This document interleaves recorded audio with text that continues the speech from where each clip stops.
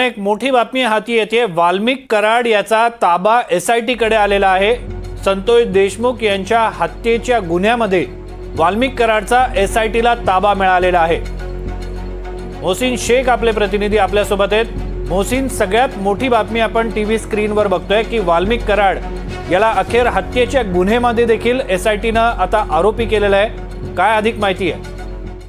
श्रीरंग, नक्कीच आपण बघितलं तर गेल्या अनेक दिवसांपासून हीच मागणी केली जात होती की वाल्मिक कराडवर मोक्का लावण्यात यावा आणि त्याला 302 म्हणजे हत्या प्रकरणात त्याचा सहभाग असल्याचा आरोप होत होता आणि अखेर आता त्याचा वाल्मिक कराडचा जो आहे तर 302 त्याच्यावर लावण्यात आलेला आहे आणि त्याला त्या गुन्ह्यामध्ये ताब्यात घेण्यात आलेला आहे। ही आताची सर्वात मोठी बातमी आहे।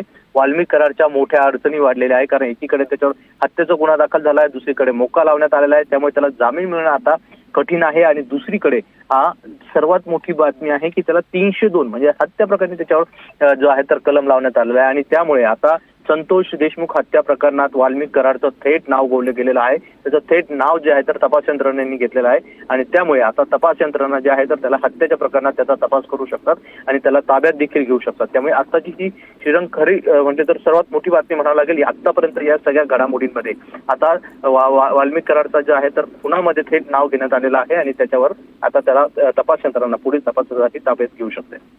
मोहसिन, या संपूर्ण प्रकरणामध्ये जेव्हा मोका लागला, आज पुन्हा एकदा खंडणीच्या प्रकरणामध्ये वाल्मिक कराडवर मोका लावण्यात आलेला, हा खरा टर्निंग पॉइंट ठरलेला आहे का या केस मधला आतापर्यंतचा?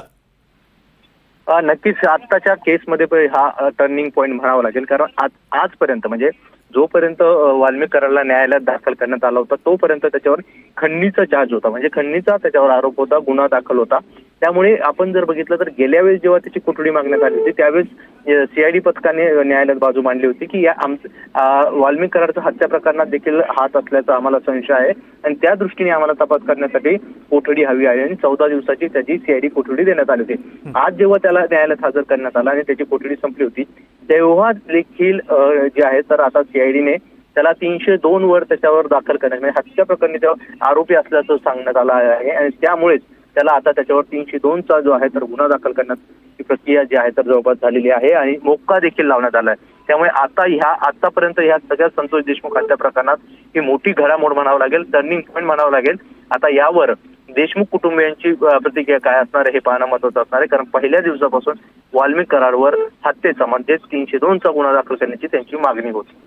मोहसिन, आतापर्यंत खंडणी प्रकरणामध्ये वाल्मिक कराड याला आरोपी करण्यात आलेला होता, त्याला त्या प्रकरणामध्ये न्यायालयीन कोठडी देखील देण्यात आलेली होती, पण त्याला आता जामिनावर सुटणं हे किती मुश्किल आहे, कारण मोका लागलेला आहे।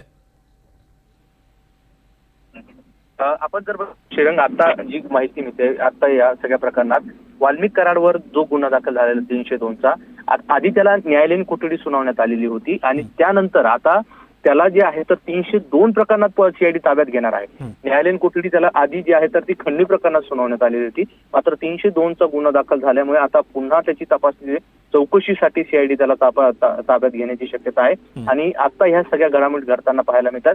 त्यामुळे ही मोठी घडामोड आहे। वाल्मिक कराडची चौकशी आतापर्यंत खंडणी प्रकरणात होत होती, आता त्याची चौकशी पुन्हा संतोष देशमुख हत्या प्रकरणात होणार आहे। त्यामुळे ही मोठी घडामोड असेल आणि संतोष देशमुख हत्या प्रकरणात आता थेट वाल्मिक कराडचं नाव जोडलं गेलंय हे आता आपल्याला म्हणता येईल। आता त्याला त्याच्यावर 302 चा गुन्हा देखील दाखल करण्यात आलेला आहे आणि त्यानुसार आता पुढची प्रक्रिया जी आहे तर ती सुरू राहणार आहे। त्यामुळे आता संतोष देशमुख हत्या प्रकरणात ज्या पद्धतीने मागणी होत होती, मनोज जरांगे असतील किंवा सुरेश धस असतील, बजरंग सोनवणे असतील, हे सगळे नेते मोर्चे काढत होते, वेगवेगळे अनेकदा हे मागणी केली जात होती की या सगळ्या प्रकरणात वाल्मिक कराडचा जो आहे तर हत्या प्रकरणात नाव आहे आणि त्याच्यावर देखील कारवाई करण्याची मागणी होत होती आणि या मागणीला आता यश आलेलं आहे असं म्हणता येईल। ओके मोहसिन, सगळ्यात महत्त्वाची बाब म्हणजे की अशा पद्धतीचे जेव्हा गुन्हे दाखल होतात तेव्हा जे सगळे आरोपी असतात त्यांची समोरासमोर बसून चौकशी केली जाते। आतापर्यंतच्या प्रकरणांमध्ये आपण बघितलेलं आहे, या प्रकरणामध्ये देखील याची शक्यता वाटते का की जे प्रमुख आरोपी आहेत त्यांची समोरासमोर बसून चौकशी होईल आणि कदाचित ते पहिल्यांदा होईल? नक्कीच आहे. अनेकदा ह्या सगळ्या प्रकरणात अशी ही एक प्रोसेस असते. मात्र आपण जर बघितलंय तर आतापर्यंत हे सगळे आरोपी जे आहेत तर त्यांना वेगवेगळ्या पोलीस स्टेशनमध्ये ठेवण्यात आलेलं आहे. काही आरोपींना गेवराई पोलीस स्टेशनमध्ये ठेवण्यात आलेलं आहे, काहींना बीड शहरमध्ये ठेवण्यात आलेलं आहे. त्यामुळे अजून तरी या सगळ्या आरोपींची समोरासमोर चौकशी झालेली नाही.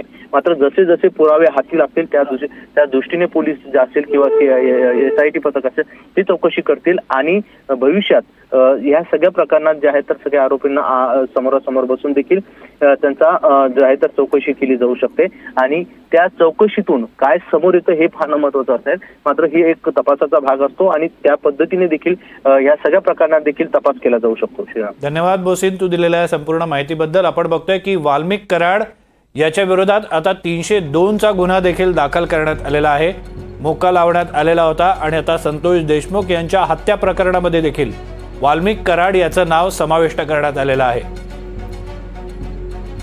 आपण मोठी बातमी बघतोय की वाल्मिक कराड याला पुन्हा उद्या कोर्टामध्ये हजर करण्यात येणार आहे.